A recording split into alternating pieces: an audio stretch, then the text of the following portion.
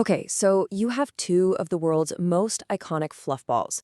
One is this tiny, fiery little extrovert that was somehow bred down from huge Arctic sled dogs. And the other? An ancient, dignified guardian with a literal royal past. On the surface, they're both just super fluffy, right? But believe me, their stories, their personalities, and what they need from you as an owner, well, they couldn't be more different. So that brings us to the big question. Which one actually fits your life? Are you looking for a pocket-sized socialite that thinks every single day is a party? Or do you want a loyal, lion-like guardian who sees you as the center of their very, very exclusive world? Let's break it all down and figure it out. To really understand these dogs, we have to go back, way back, because we're not just talking about cute faces here. They have these incredible origin stories that are, well, pretty much polar opposites. Just look at the split. It's kind of wild, right? The Chow Chow's family tree goes back thousands of years to Chinese nobility. I mean, these were literally palace dogs. Then you jump way forward to the 19th century, and you've got the Pomeranians' ancestors. Big, tough, 30-pound sled dogs working in the Arctic. So one was bred for quiet dignity, and the other for just plain hard work. And that historical DNA, oh yeah, it is very much alive in the dogs we know and love today. Okay, let's look at the vitals. Right away, notice that big difference in lifespan. That is a huge consideration. The Pom is a true toy breed, with that classic foxy face. The Chow, on the other hand, is a solid, medium-sized dog famous for that incredible blue-black tongue. I mean, from the get-go, you can see we are dealing with two totally different animals. So, how does all that history actually translate to their personalities today? Well, this is where you see the real clash. You've got the Pom's fiery, nonstop energy versus the Chow's quiet, dignified aloofness. Oh man, this quote just nails the Pomeranian. They have that classic Napoleon complex. A giant's personality trapped in a tiny 5-pound body. This is the dog that will happily bark its head off at a Great Dane, totally unaware that there's a size difference. They're fearless, and trust me, they will not back down. And then, on the complete other end of the spectrum, you have the Chow Chow. They are famously aloof. Don't expect them to run up to every stranger with a wagging tail. Their loyalty is incredibly deep, but it is reserved for their chosen few, their inner circle. They are truly independent thinkers. This really gets to the heart of what it's like living with them day to day. Your Pom? It's the socialite at the party, loud, friendly, and absolutely needs to be the center of attention. Your Chow?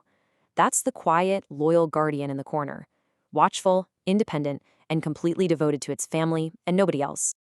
Okay, so now we know their history, we know their personalities, but the real question is, how do they actually fit into your life? Let's talk about what they need and see which one truly matches your world. You might think a medium dog like a Chow needs a huge yard, but what's surprising is that both of these breeds are pretty adaptable.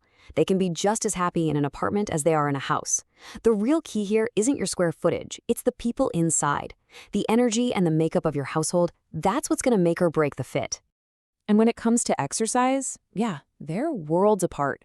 A Pom can burn off a ton of energy with some indoor games and one good walk a day. The Chow, though, prefers a much more relaxed pace. A few shorter, leisurely strolls are perfect for them. And here's the most important thing to remember. That super dense coat makes them really sensitive to heat, so you have got to be careful not to overdo it on warm days.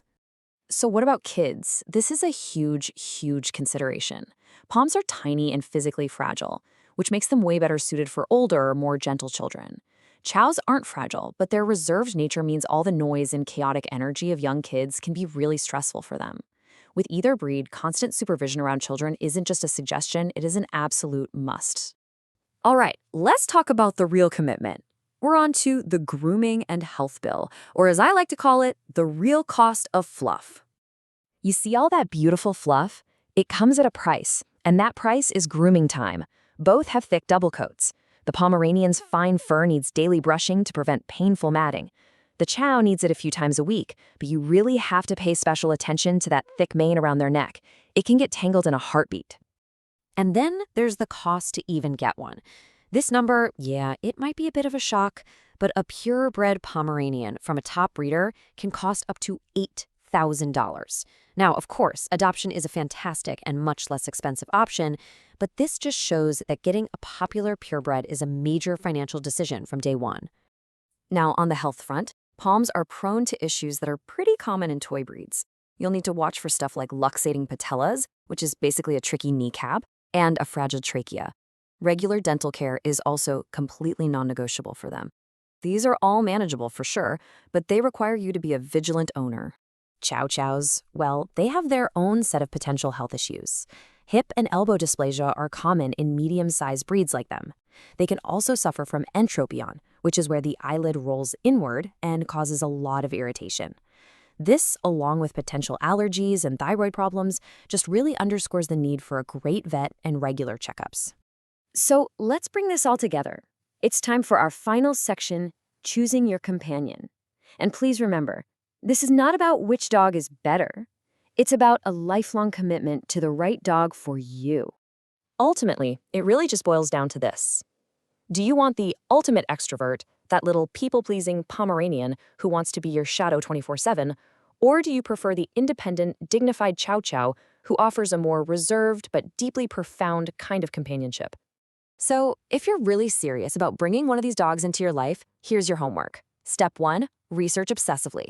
Step 2, be brutally honest with yourself about your lifestyle. Step 3, prepare for the massive commitment of time, money, and care. And then, and only then, make the choice that truly fits you, not just the one you think looks the cutest on Instagram. And I just want to leave you with this one final thought. It's never about finding the perfect dog. It's about striving to be the perfect, most responsible human for them. So the real question is, are you ready for that?